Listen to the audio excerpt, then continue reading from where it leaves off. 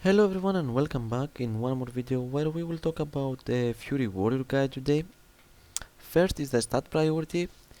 You want to go with critical strike first, mastery second and haste third. You don't really have to care about the rest of the stats because they are useless. So, the reason we choose critical strike first is because when you get a critical strike you are getting enraged. And with mastery increases your damage done while enraged. So I hope you understand the combination of those two. That's why we choose the critical strike first and then mastery. So we choose the critical strike first. So go like your enchants will be critical strike, of course. Your neck, rings, and so on. Next we will talk about the talents. Oops. Yeah. At the first tier we have Juggernaut, Double Time, Warbringer. This is actually awful. Don't even bother to try it. And you have the option of, between Juggernaut and Double Time. I prefer Double Time because you have two charges. When you are fighting a mage or a hunter, it helps you a lot. Juggernaut actually, you can charge every 12 seconds instead of 20. Sorry, but yeah, Double Time is better, I think, in my opinion. So practice those two. I don't know, depends your playstyle. So at the first tier I choose Double Time. Next we have Enraged Regeneration, Second Wind and Impending Victory. As well, delete Impending Victory. It's awful. I have tried it many times and it doesn't do anything. Second Wind is nerfed sadly and is awful as well. I don't even try it. The best one to go in this tier is actually Enraged Regeneration. Sorry, it heals you when stunned, which is very helpful, and it no longer requires to be enraged because you remember in mob you have to be enraged, use berserker rage or get a critical strike, but now you can use it when stunned and you don't really have to be enraged. So second is enraged regeneration. Next we have furious strikes, sudden death, and how do I even pronounce this? Unquenchable thirst, I suppose. I don't know. Yeah, this is a bad talent. If you bloodthirst no longer has a cooldown. If you really have a problem with your rage, choose this. But it's awful. You won't have problem with rage as fury, at least. So yeah, basically I don't choose this at all. And you are between Furious Strike and Sudden Death.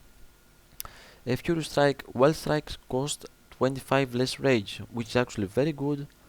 It depends your playstyle, I suppose, but personally me, I'm choosing Sudden Death. Your auto attacks hits have a 10% chance to make your next execute cost no initial rage and be usable on any target regardless level of health level. So basically, with your auto attacks, you have 10% chance to get execute proc, which will allow you to use execute at any health level or anything. So in my playstyle, I really prefer sudden death because execute is your strongest ability, and then is wild strike. So I don't know, practice those two. Maybe you have a different opinion, but this here I choose sudden death. Next, we have Stormbolt, Shockwave, and Dragon Roar. We will talk about Dragon Roar first. This actually, for arenas at least, it's awful. Don't even try it. But if you want to get, big crits like one-shot macro at battlegrounds, choose a Dragon Roar. You will destroy people. But in PvP, in arenas, no, don't even bother to use it. Next, we have Shockwave and Stormbolt.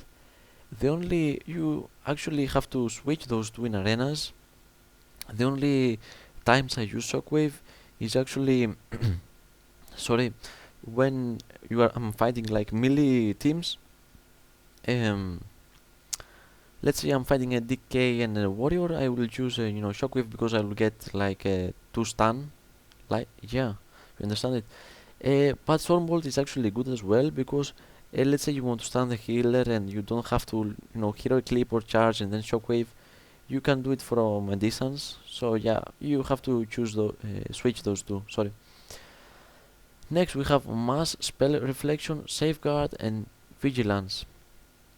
Mass spell reflection replaces spell reflection, and the only good thing about this is that reflects the next spell cast on you and on all party and raid members within 2 yards for 5 seconds. The only good thing about this is that you can use it when stunned, and it actually reflects, a spell to another party member. But yeah, I don't really think this is good enough, so I choose safeguard. Vigilance protects a party or raid member for 12 seconds, reducing damage they take by 30%, and the rest is PvP, don't worry. This is a good one, but sadly it has 2-minute cooldown, and basically safeguard, run at high speed toward oh my god, sorry, a party or raid member, intercepting the next melee or range attack made against them, reducing damage taken by them by 20%. The only difference is that here is 20% and here is 30%, but this is 2 minutes and this is 30 seconds, so of course you go with this one. Next we go with Avatar, Bloodbath, and Bladestorm. Of course here is obvious that you will choose Bladestorm. Sorry. Avatar would be good if, oh my god, sorry, I can't speak today. Avatar would be good if it had a smaller cooldown, but it actually has 3-minute cooldown, which is awful. Of course you can choose it at battlegrounds when you want to one-shot people, so yeah. Bloodbath is good as well. I can't tell anything more, I don't know. I really think Bladestorm is better. You can choose it, I have tested those two, and yeah, Bladestorm does more damage, and yeah, it removes roots, etc. So Bladestorm here. Next we have Anger Management, Ravager, and Siegebreaker. This is actually awful, don't even bother to try it, it does nothing. And next we have Ravager and Siegebreaker. Like, what the fuck here? Siegebreaker replaces your fear. Why do they even oh my god. Anyway, Ravager, in my opinion, this is the worst talent ever. I mean, let's use it. It's actually a spinning sword, but the bad thing about this is that you can't move it, and personally you have to be very blind to stand in this. I mean, it's obvious it will do damage, so it's awful in my opinion because you have to be very blind not to stand in it. But if you choose Ravager, it won't remove your fear, which is good. Personally, I'm using Siegebreaker because it's actually a very nice ability and it does quite a nice damage, but replaces your fear. In arenas, I suppose you have to get Ravager because you have your fear, but yeah, I don't know, man. Personally, I'm using Siegebreaker. I find it more useful, but I would like to have the fear. But yeah, sacrifices, man. So it depends your playstyle. Choose those two. In arenas, you will have to choose Ravager for your fear, and oh my god, sorry, for PvP, choose Siegebreaker, I guess. Next, let's go to the glyphs. First, we have Glyph of Shattering Throw, Glyph of Flawless Defense, and Heroic Clip. They removed the Shattering Throw ability, and they added it as a glyph. So, let's say you are fighting a mage or paladin, bops, bubbles, etc. You have to choose this to have Shattering Throw, of course, and remove the bubble. Sorry. Glyph of Flawless Defense. You have a 25% reduced chance for attacks against you to be critical strike while Die by the Sword is active.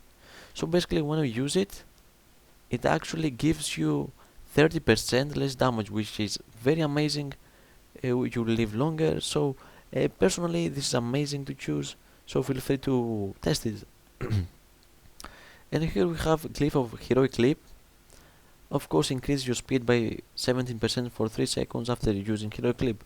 We had this in MOP as a set bonus, so you understand what I'm talking about. It's not, it's very good, so use this. But Shattering Throw, let's say you are not fighting a paladin or a mage. Personally, I like to choose Rude Interruption. Successfully interrupting a spell with, oh my god, sorry. Successfully interrupting a spell with Pummel, increase your damage by 6% for 20 seconds. Okay, this is very nice when you're not fighting a, mage, paladin, etc. So you have to change between those two. Depends on your enemies. So yeah, sadly, Fury is getting nerfed again. I don't really get Blizzard, sorry. They are buffing us, sorry, and nerfing us. I don't really get it. But don't worry, stay Fury, of course. And as always, thanks a lot for watching, everyone, and have a nice day.